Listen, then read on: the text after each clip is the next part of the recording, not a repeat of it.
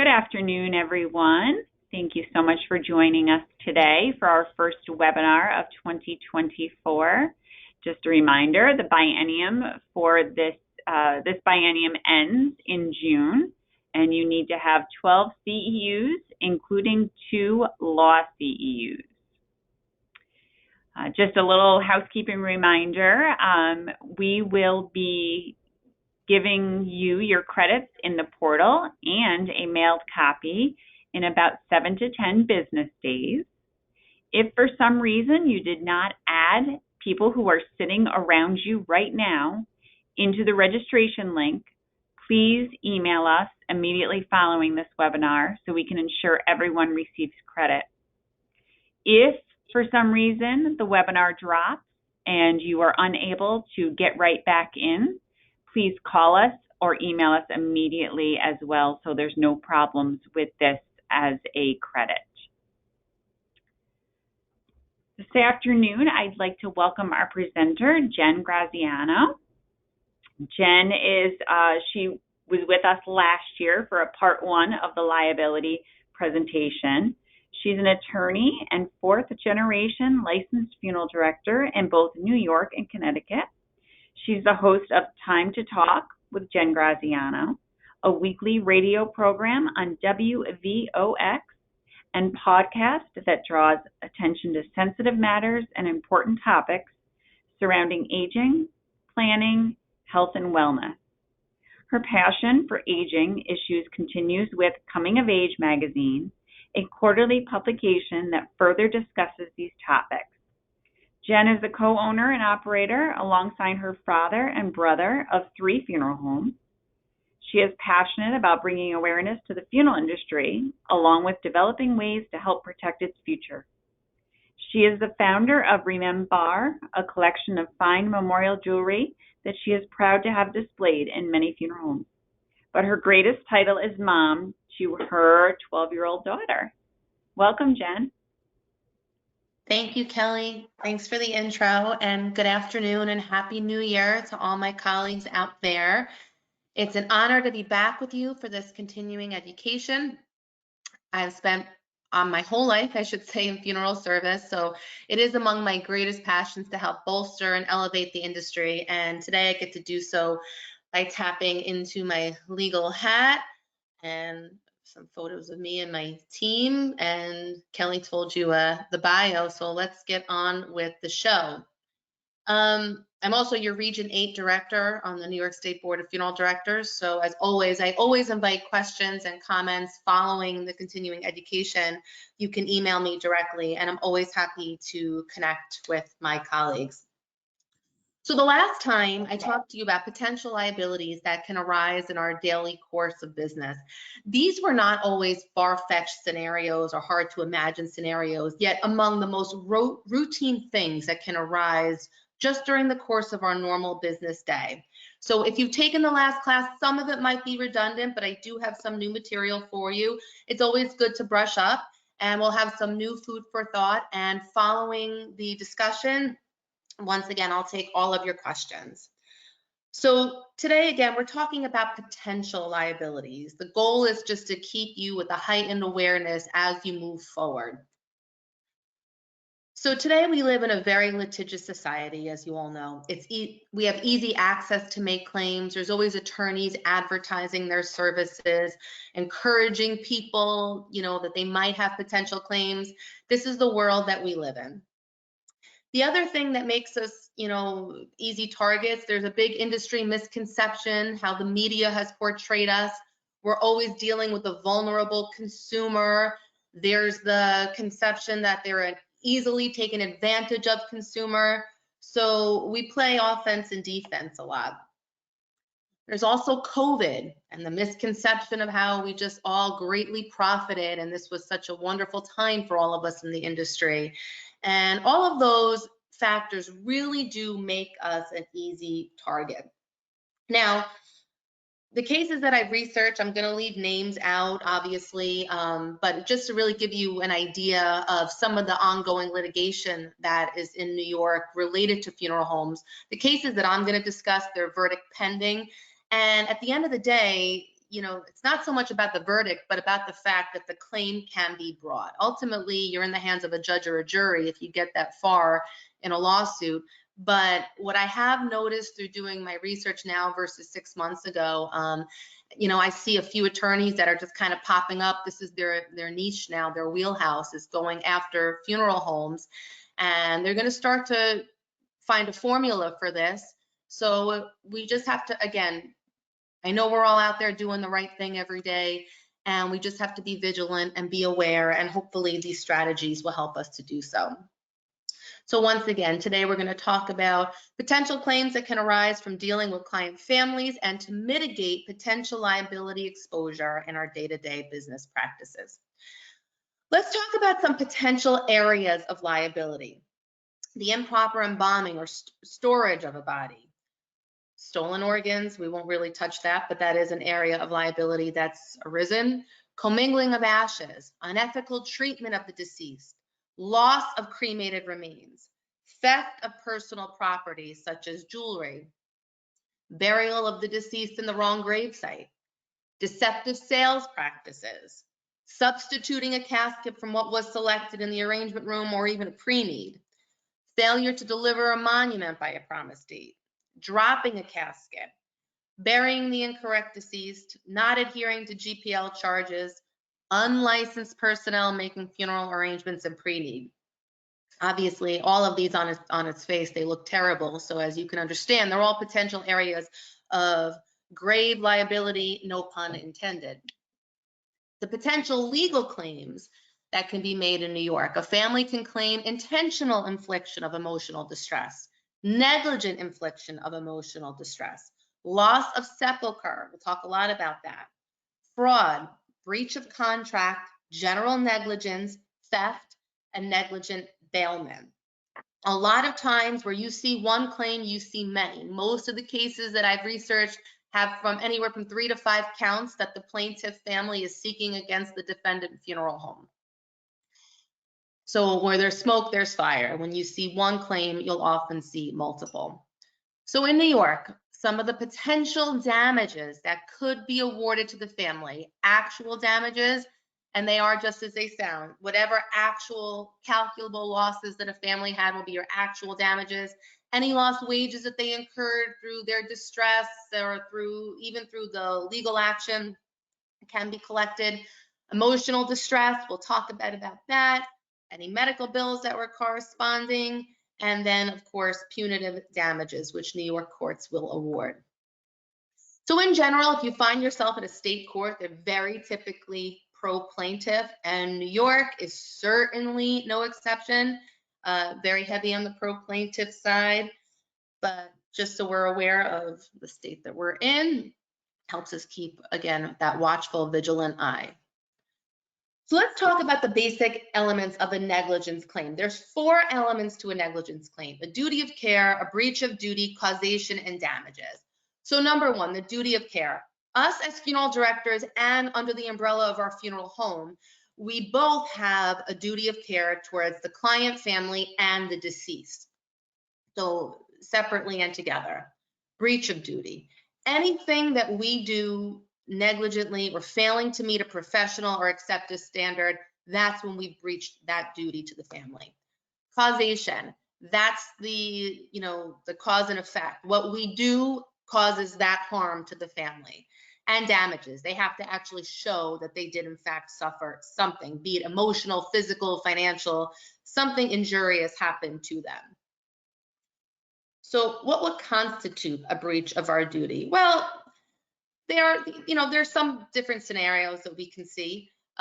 Failure to act with proper care. It's a very minimal standard. What is in fact proper care? But any deviation from the norm, any deviation from what in fact is acceptable, that's when you can see a failure to act with proper care can cause a breach of our duty. Failure to properly store a body. I'll touch upon this a bit later on, but this really comes into the discussion on refrigeration and how we keep decedents in our care until such time of disposition.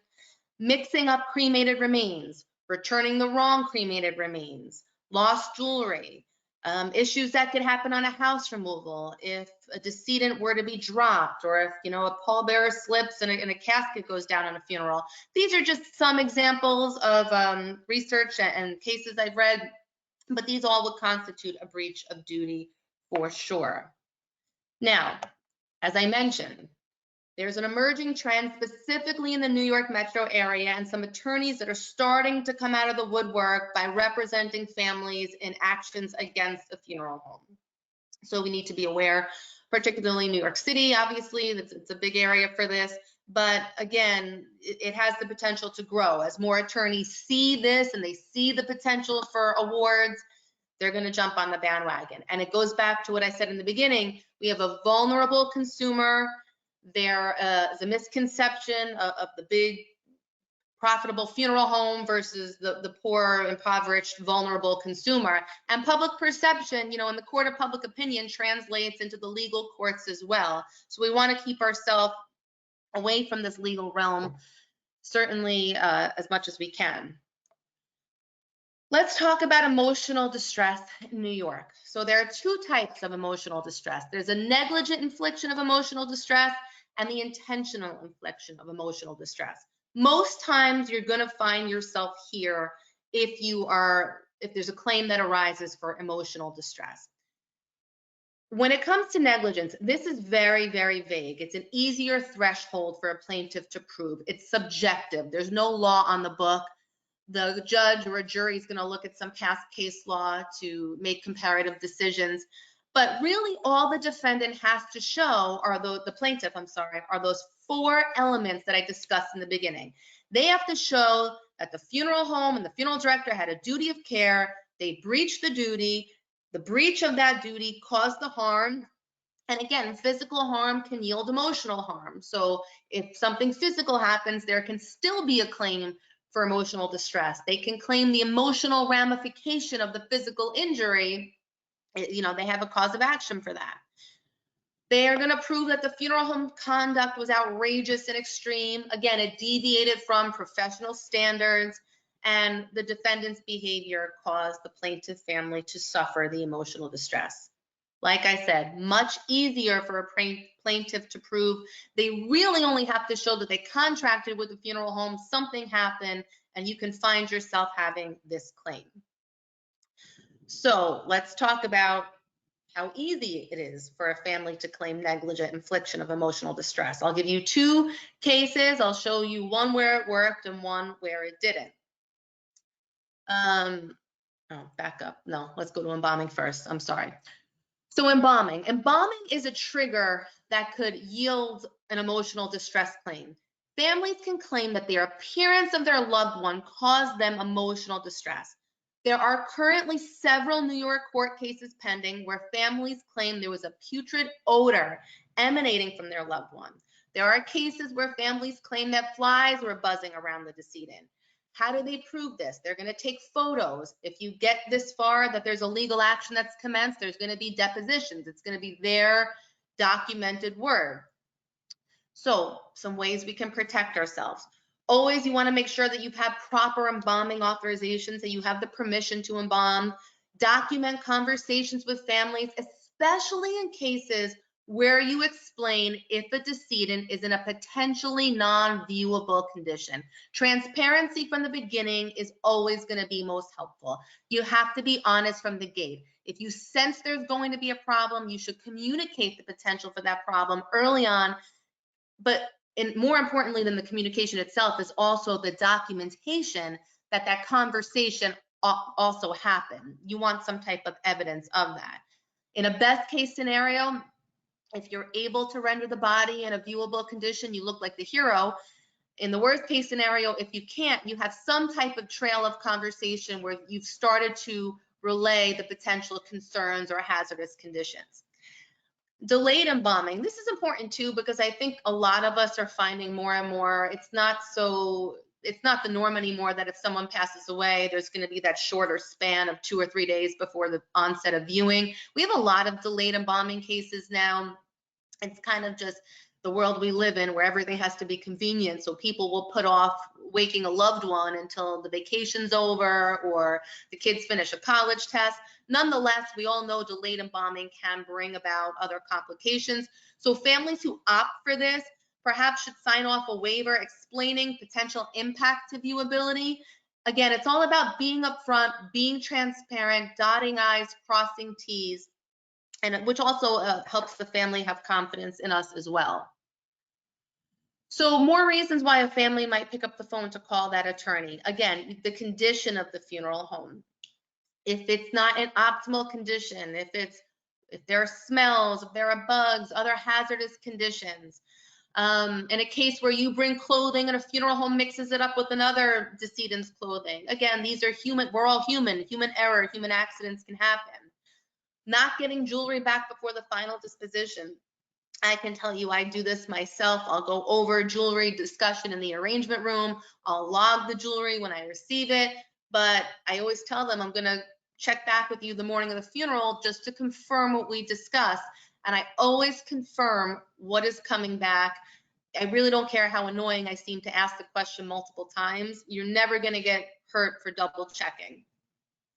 Issues at the cemetery. We can get to the cemetery and find the wrong grave open. Now, we'll talk a bit about this too, because if there's ever a cause of action against us, we always have the opportunity to indemnify the third party, which is the cemetery. But nonetheless, we as funeral directors, if something goes wrong at the cemetery, even though we're signing off control of that decedent upon arrival, it's going to come back to us as well. So it's imperative that we really work to make sure that we are opening correct graves or dealing with any potential issues for a grave that might arise before the time of burial.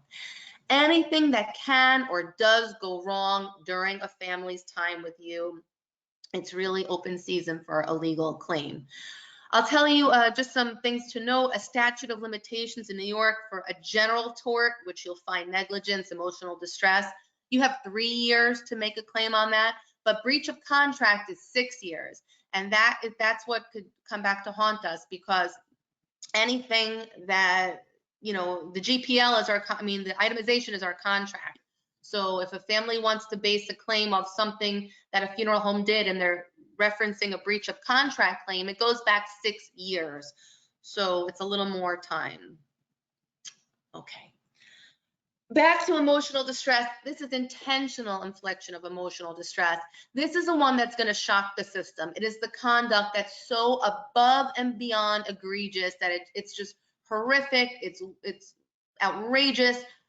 A little more of a difficult threshold to prove, but when you see that repugnant, shocking conduct, that's when you're here. There are statutory guidelines for this, so it's not just a matter of looking at past cases and using them comparatively.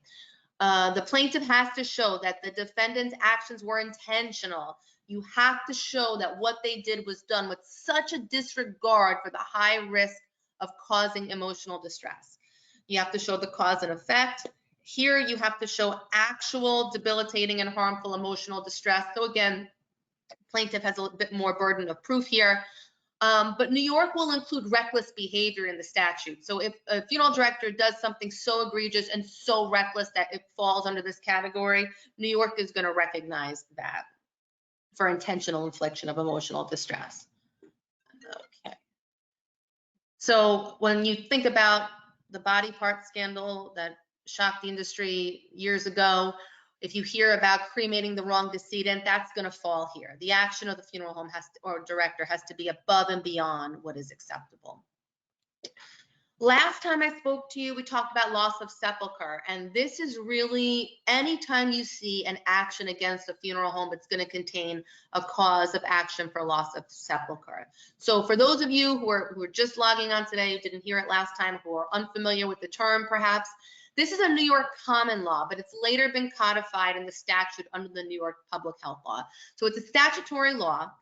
This is ultimately a right vested in any next of kin, the right to choose and control the burial and cremation of a deceased. It's been around for centuries.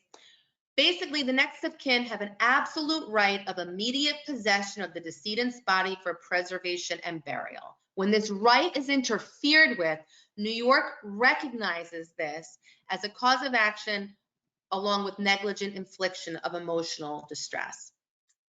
It's a very broad category. There are very vague interpretations, but predominantly you often see pro-plaintiff results. And loss of sepulcher is going to come up anytime there's an interference with a smooth funeral. The plaintiff really only proves that the funeral home didn't act in good faith or didn't carry out their duty or breached their duty. And again, it's going to show a lack of good faith on the funeral home part. New York recognizes that a next of kin has a property right in the decedent. So your relationship now doesn't hinge so much anymore on the blood relation, but you have a vested property interest over that decedent.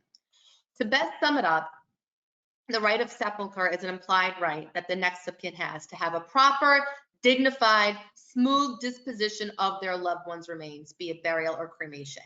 And anything that goes wrong from the time they call us to the time of disposition can be couched under a loss of sepulcher claim. It's the catch-all, if you will. So this could even be, you know, not getting to a church or cemetery on time. I mean, again, you have to weigh for a family, it has to be worth their while to go down this legal road, but it could be the most simple breaches that could find a funeral home subject to a loss of sepulcher claim. Let's go through some examples. Case one, this is a plaintiff contending that they didn't authorize a funeral home taking possession to embalm, and they moved for summary judgment. However, the funeral home, the director was able to produce documented evidence that they had a signature for an embalming authorization on their itemization. They had evidence that they submitted that they followed accepted standards and protocol, which was making the removal upon the family's authorization and getting all the necessary documentation. They made the claim for loss of sepulcher because they claimed later on that embalming wasn't what they wanted. But again, shows you there is hope for us, folks. If you have I's dotted and T's crossed, the court found for the funeral home. In the second one, a plaintiff alleged that the cemetery workers failed to dig a grave according to the proper dimensions to accommodate the casket. The cemetery tried to claim civil immunity, and they should not be liable for their actions taken in good faith and reasonable by carrying out the directions of the funeral director. So the court ended up finding that the cemetery failed to prove that it carried out the written directions in accordance with what the funeral home had communicated to them. Nonetheless, they found against the cemetery, but the claim the family had was loss of sepulcher among the other claims. But loss of sepulcher, again, they got to the cemetery, the casket didn't fit. They're right for a smooth, uninhibited burial without headache. That's what they had. Therefore, they found themselves in a loss of sepulcher claim. I offer that to show you this claim runs the gamut, and it could come back and haunt us on many different levels. So, like I said just now, the hope is that the court found for the funeral home in the case where the documents were produced and the funeral home followed proper protocols and complied with due diligence. Good faith will help us, and I'll touch a little bit about that in the end. Let's move on to some other causes of action. We have fraud, we have breach of contract, and we also have theft. These are elements of an action that can come into play in our normal course of business. How do we protect ourselves in general? So before we get into those causes, I remind you again, good faith in dealing with families. Let's always do our due diligence. Let's always make sure we're ascertaining if we have the proper next of kin. There's so many situations now with successive marriages or people who live together under common law for years, but they're not legally married, and then there's adult children. You have feuding children. Let's always make sure that we're talking to the proper parties. Agent letters are important. I encourage this to be part of the pre-need discussion, especially if you're sitting with a family that's telling you, my children don't get along, my children don't like my spouse or my longtime girlfriend or boyfriend. Get an agent letter when in doubt. It's only going to help you when that pre-need becomes an at-need. If the funeral home has carried out instructions in an agent letter or other written instrument, we will be protected because we're showing our good faith. Now, we have statutory protection by following that agent letter, but let's put great emphasis on making sure that we're dealing with proper parties when we sit down with the family. And as I said, in those pre-need situations, or when you're meeting with the family at need, when in doubt, get the at need agent letter. Let's always have the next of kin. If it takes an extra email for someone to show that they have the authority to complete these arrangements, it's always good to have all of our ducks in a row. COVID. Okay, the slide got out of place, but while we're here, attorneys have begun to plant the seed with clients who have lost a loved one during COVID. Remember the refrigerated trucks that were on site for body storage? This is a tort of corpse mistreatment. It's gained local and national attention as some newspaper articles have shown those trucks. So this corpse mistreatment would fall under the intentional infliction of emotional distress because it shocks the system. It's horrific to think of the bodies that were in that truck. And we'll get back to, again, right now we're just trying to tee up all areas that we should be looking at and that we could have potential exposure. And we're going to work together within this hour as to how to mitigate that. Keep in mind too, with COVID, it's become a revenue stream for some. There are families still collecting government funds for COVID deaths. So it's on the back of everybody's mind that there's money out there for COVID losses. So keep that in mind for our own protection as well. How do you protect yourselves there? You can go back through your files during COVID, look for documents of tracking decedents, evidence of decedent locations, cremation receipts. Make sure you have those in all files, but especially those COVID ones. And proper record keeping is what it all comes down to. So back to proving loss of sepulcher and proper next of kin. So dealing with someone other than the next of kin can cause a loss of sepulcher claim. And as I mentioned, successive marriages, children at odds, these can trigger these next of kin issues. There's a case currently being litigated in New York City courts where the parents of a deceased arranged for, the decedent died out of state, the parents arranged for a transfer of that decedent to a New York City funeral home without the wife's knowledge and consent. She's currently suing for $10 million. It's a pending litigation. It's ongoing. But the funeral home, in dealing with the parent, didn't, it was tricky. The facts of the case basically indicate that the parents were telling the funeral home in New York that that wasn't the actual wife when she in fact was. So when in doubt, if you need a copy of a marriage certificate, anything to dot I's and cross T's, but you have to make sure you're dealing with the proper parties. Any error that's going to cause delay, hardship, or adversely impacts proper disposition being effectively carried out will fall under loss of sepulcher. Another example is opening a wrong grave. Currently a case pending in New York, a Jewish cemetery out on Long Island. A family was there shoveling the earth as part of the Jewish tradition, and they uncovered what they believed to be a white plastic bag, but it was in fact a shroud that contained skeletal remains from a prior interment many years ago. Now, the funeral home is being sued in conjunction with the cemetery. Is there the possibility for the funeral home to indemnify the cemetery? Absolutely. However, it's bad public perception, and we as funeral homes who are working with the family from the initial call of service to the disposition, we will get lumped into this. Some more examples of recent case law where loss of sepulcher claims are arising. There's currently a pending litigation in New York. A decedent was dropped during a house removal. The family witnessed it. Teeth were broken and fell out during the fall. The decedent then was also transferred between affiliate funeral homes without the family's knowledge and consent. I asterisk that here because take out for a moment the horrific accident at the house removal, but we'll talk about transferring between funeral homes. A lot of us use trade outfits down, especially down in the lower portion of New York. So the body might not always go back to the funeral home. This is important because there's a chain of command, there's a chain of custody. Not saying there's anything illegal about that, but we have to be mindful of where the decedent is. when we're working with the trade outfit, we have to be mindful of where they're bringing our loved one. You always need a chain of custody, chain of command. And I'm offering this to you again, not to say that it's illegal to work that way, but we have to be mindful of the potential implications. In this particular case, the family went to the funeral home to see their loved one and were told that he was not there. And that's what, further ignited them in light of what had happened on the house removal. So keep that in mind.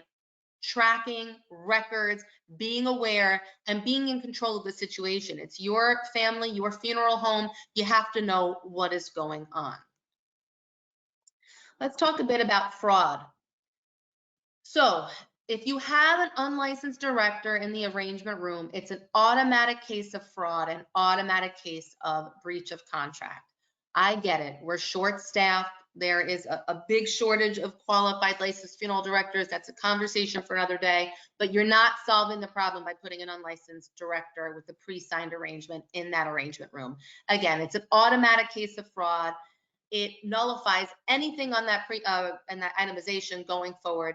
If any legal issue arises from this funeral, again, you started with a fraudulent beginning with a non-licensed director there agreeing to goods and services. How do you prove it? It can be proven, folks. Discovery, a deposition. They're going to describe the person they met with, which is not going to match up to the pre-signed director's signature on the itemization. So, you might not think that it's discoverable. I can promise you, if a family wants to take it that far to put a claim in against the funeral home, it will be uncovered. Other fraudulent issues, when you have a charge on your itemization that doesn't match your GPL, overcharging, failure to disclose all options on caskets, nat, or burial. Again, this could get us into FTC trouble, but for specific state causes of action, if you have a family suing you and they're going to say that they weren't, given a CPL or GPL, they can talk about the arrangement process. So all the same triggers for FTC can also come back to haunt you in state court. Refrigeration is important. If you are charging refrigeration, you must in fact have a refrigeration unit. If you are charging refrigeration and you have the air condition on in a room, that's not refrigeration. And there are legal nuances here that, again, and you're not caught until you're caught, but keep that in mind. If you're charging for refrigeration, you have to have actual refrigeration storage where the decedent is being housed. Cold rooms or leaving a window open does not qualify for a refrigeration charge on an itemization. So keep that in mind as well. As I mentioned, fraud and breach of contract, they often work in concert. So if the funeral home doesn't provide what's exactly on the contract, they can be sued for breach of contract, and they could also be sued for fraud as well. Again, unlicensed directors using pre-signed itemizations, that's prima facie evidence for fraud and breach of contract, meaning if the person who's signing that contract is not the person in the room doing that arrangement, off the bat, that family does have a cause of action. So let's talk about theft. Obviously, again, I err on the side that all of us are doing the right thing out there, but the family can claim theft of decedent's jewelry. This gets so tricky, and this is why, you can never over document and you can never have too many notes or too many details. It's always better to err on the side of taking the extra step. So this is something common. The family will call and say, Mom had a necklace on her. Or they'll say, Mom had a ring in the hospital, but the decedent comes back from the hospital, there's no ring. And you don't want to, none of us want to sound petty.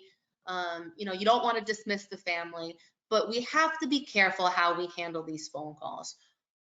Rule number one, if you're on a house removal, it's best to, if you view jewelry on the decedent, right then and there, tell the family what you see and give it back.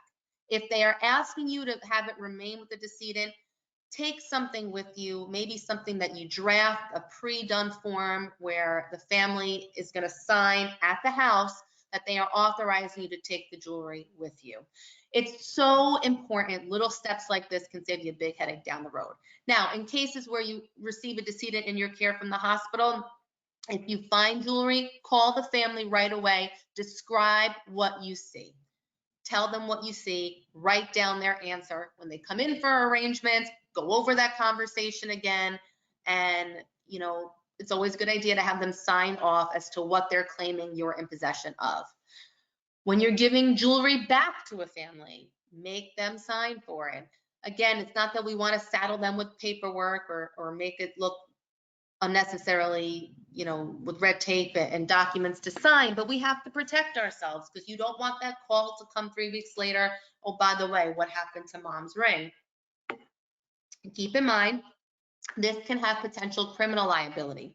If a family wants to push this, they can call the police and say that my mom had a ring on her or dad had a watch. But above all, it's just extremely negative PR that we don't want. So my best advice to you, both legally and as a funeral director, is to document. And I can tell you I practice that firsthand. Some more food for thought. The physical condition of your property, slips and falls. Keep in mind, we're not having the greatest winter, as I don't have to remind you. And it's bad down here in the southern half, so we know our friends up in the northern part of New York are having it even worse. Are you salting your walkways, your entrances, your stairs? Are there any potential hazard conditions in your funeral home? Think about it. There's ongoing litigation that I see in New York regarding a hazardous condition inside of a funeral home. Just make sure, do a sweep of your funeral home. Is there a stair or a railing that you need to fix? Coming up the steps in one of our funeral homes, we have yellow painted on the side of, as you come up the short staircase, there's yellow just for lighting, just to make people aware there are steps there. Check the physical condition of your property. And again, if someone is to fall, document right away. Get a witness report, have something documented or drawn up to explain what in fact happened so it can't come back to haunt you in the end. Other areas of liability: cremation. I don't have to say this because I know we all know this, but I'm going to say it anyway. Obtaining the proper authorizations. That's number one. Going back to, who are we speaking to and should we be speaking to them? Returning ashes. Let me back up there 1 second with regard to who we should be speaking to. New York does not recognize any hierarchy when it comes to kids. So if you're, the oldest of 5 kids, you have no more legal standing of the oldest, as does the youngest 5th child. So when you have cases of no surviving spouse, but feuding children as the next of kin, it's so important to make sure everybody's on board. I know recent legislation has been passed that they're going to look at a majority rule on this. However, it's always good to have as many authorizations as possible. So even if you have one child driving the bus of the arrangement, it's not going to hurt to have email authorizations or some type of confirmation that the others are on board to keep in file. Although you are covered by a good faith standard, which shows that if you're dealing the next of kin, you're going to be protected. But going that extra mile, it's never going to hurt you. Now, coming back to returning ashes, designation of intention forms need to be followed. So if there's a case where, let's say, mom has 2 of the kids helping her, what I do on my forms is I'll put, when ashes are being returned, I'll put the spouse's name and the kids' names, and I'll say or, meaning either one of them can come to retrieve those remains. If the family is sending a friend to do it, I need some type of written confirmation from the next of kin, not just the family, but the next of kin, that this person does in fact have that authority, and then the person picking up will have to sign something as well. Dividing remains, commingling remains. I've drafted a form that people can sign, but I want that documented and keep a copy in the file. Identification of deceased prior to cremation. I'm a big advocate of that. I know it creates an extra layer of work for us, but first of all, it keeps us relevant, keeps the funeral home relevant. It shows that it's not just a simple cremation, that this is a loved one. Somebody should be looking one last time. We're dressing them, we're taking care of the decedent. So there's many ancillary benefits to that too, but identification to make sure we are in fact cremating the proper person. Okay, now cyber. The recent ASD attack probably raised a lot of our awareness to the potential threats in the cyber realm. This is probably the one area that many of us thought that we, got to get out of jail for free card. This doesn't have severe implications on us yet, but I just say it because we're having a lot of food for thought today. We hold sensitive and personal information, including the dates of birth and social security numbers, not only for the decedent, but also in a pre-need situation. Insurance assignments, beneficiaries will have their socials and dates of birth. We're not privy to a ton of sensitive information, but certainly, among your most coveted numbers are your dates of birth and your social. I would ask your insurance carrier about cyber coverage. I've spoken to mine and some good friends in the industry as well. Our greatest liability that we would probably face in the event of a data breach would be notification. We would have to notify every one of our families that there was a breach in our system. Beyond that, there's not much that they can pin us to for actual damages or liability. It's hard to prove that, anybody who did an identity appropriation or got a social security, you can't trace it back that they got it from the breach that could have happened to a funeral home. But nonetheless, you do have obligation for breach notification when in fact there's been a data breach in your system. Again, a minimal cyber coverage policy may be warranted. You can ask your own provider. Among the support that you would get from having such coverage is in the event of a breach, you'd be connected to a post-breach remediation response specialist. So there are companies out there that this is all that they do. When the breach occurs, they're going to help remedy, help notify your client and your database. So again, limited liability, but it's something that we should be aware of, again, especially in light of what happened with ASD back in October. Most of the information we keep, such as the date of birth and date of death, are discoverable information anyway as part of a public record. You can look something up and see somebody's date of birth. You can see their address. Just be mindful. It's funny, this comes up in my Connecticut firms, actually more than you would think. There's been a recent uptick of robbery cases that they actually look at the funeral home websites to see when families are going to be at services. There's times I actually have cops kind of surveilling the neighborhood of a decedent family. It's crazy to think about, but it does still happen. And funny enough, only just a short 6 miles away in New York, I don't incur that. Knock wood, but nonetheless, our websites do, they don't contain addresses, but they contain, viewing and visitation information. Keep in mind, get authorization to put your family's information on a website. I know sometimes it's just routine that we upload our cases and our visitation, but always confirm that they do in fact want that posted. You'll be surprised how many do not. Sexual harassment and hostile work environment. This is one that none of us really want to touch with a 10-foot pole, and it's a subject for another day. But again, as employers, I just make you aware. Again, once again, New York is largely pro-plaintiff, especially here. So employers, there is a lot that you have to do that's mandatory now and a lot that you should do to protect yourself. I always say, when in doubt, don't say it. Anything that, could be perceived in an offensive way, best to probably just not say it. Employment handbooks are key. Everyone should have them. And there is a New York State mandatory model prevention policy. Every employer in New York is required to adopt a sexual harassment prevention policy. You can work with your insurance carriers. There's mandatory training that we all must do.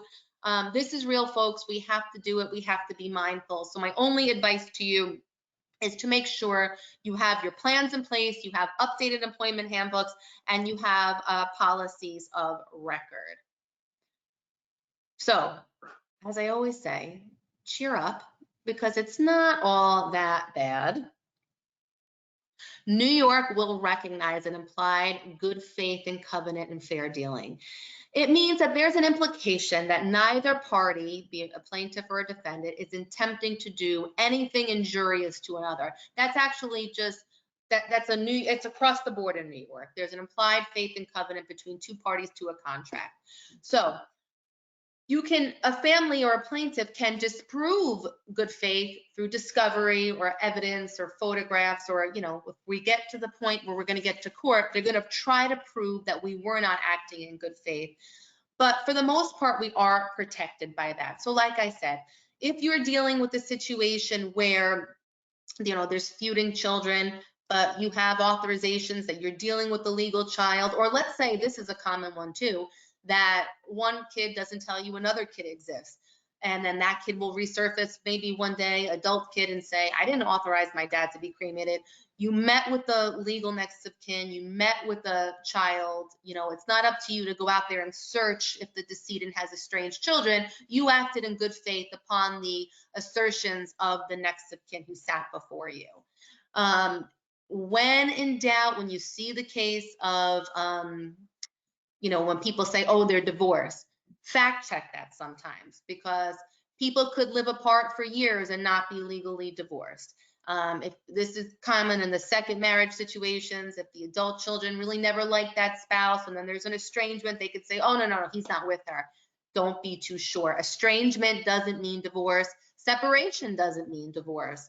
So go the extra mile, show your good faith.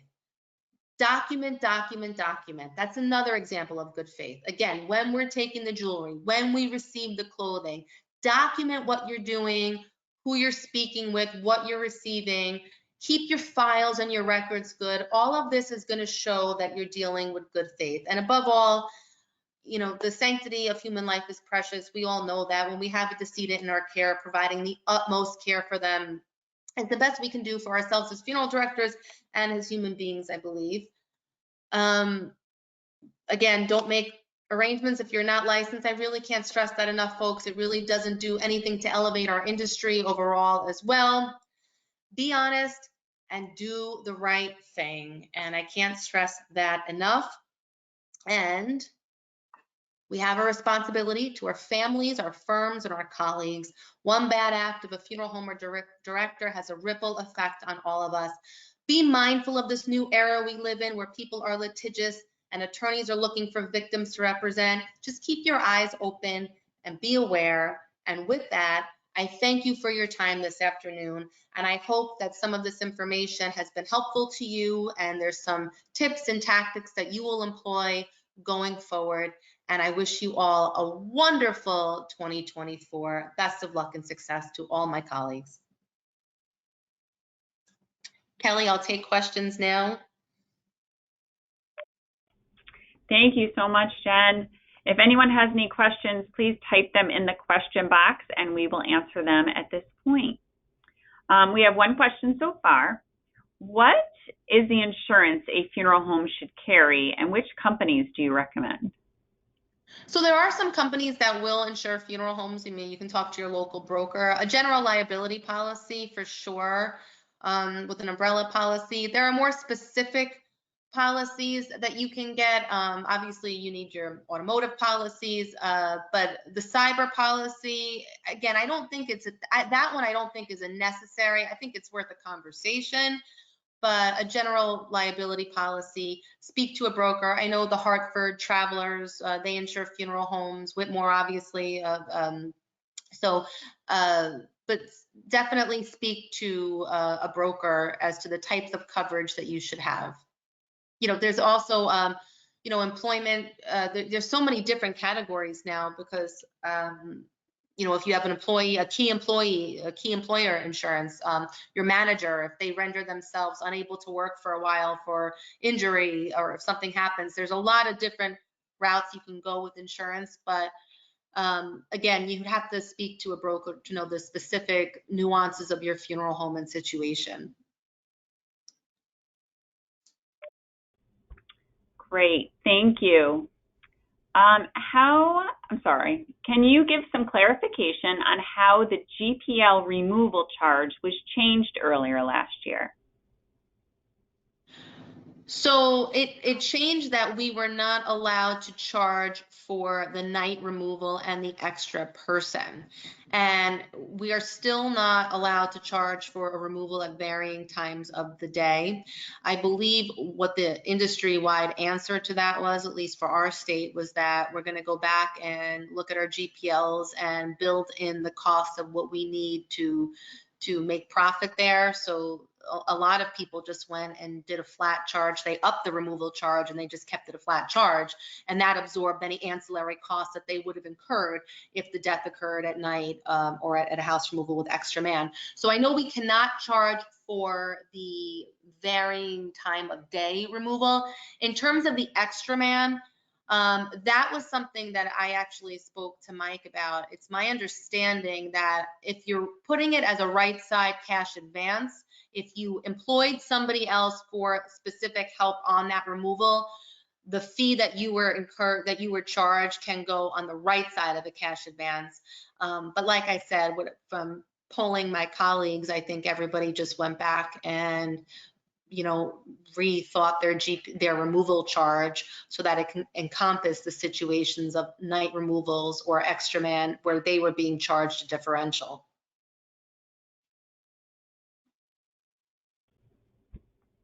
What, if anything, can be done about third-party websites like Ecovita and Legacy.com that take obituaries off your funeral home's website and post them without the permission of the family? And can the funeral home be held accountable for that? So it's funny, and I go through this, and it's one of my pet peeves. What I do is I always disclaim to a family that the information we're providing on an obituary, we're only posting to our website, or if directed to the local newspaper, I let them know the potential for third parties, that, but we're not responsible for the content of what they put.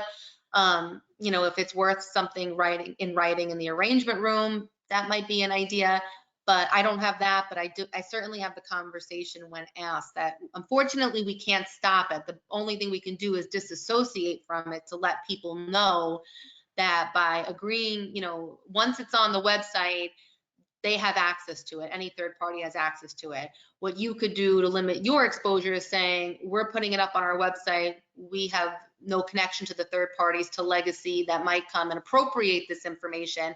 And it's funny because sometimes too, however it translates, the way they lift the information, I've actually seen them put incorrect service times on. And it's hard to connect to somebody that, who's really operating in those places. It's hard to connect to get someone to change it or take it down. And again, I've had the problem, but the only thing you could really do is let people know, let families know you're not associated with them. They're third parties, and it's not within your power or purview to stop them from appropriating an obituary.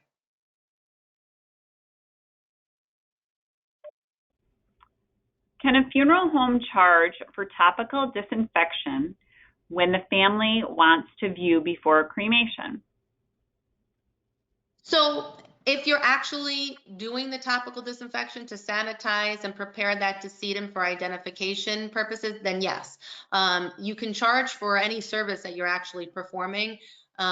It's something that I can tell you I do with my funeral home. So if we are having an identification, we are sanitizing the decedent, we are cleaning them, we are dressing them, we are combing their hair, fixing their hair.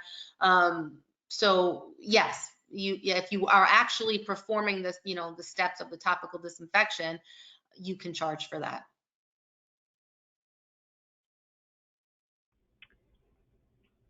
Should we have family pallbearers sign a waiver of liability?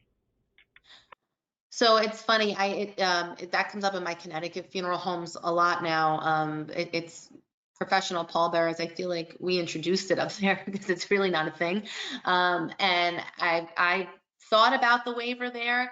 At the end of the day, a waiver that's just going to indemnify the funeral home in the event of an injury, it's not going to hurt you.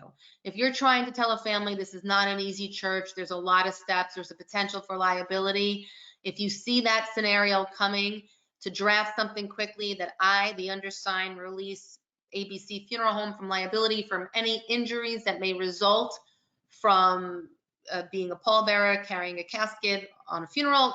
I don't think that's going to hurt you. You don't have to have it. We're not required to have it. We can't stop a family from having family pallbearers, but I certainly think it's a prudent idea.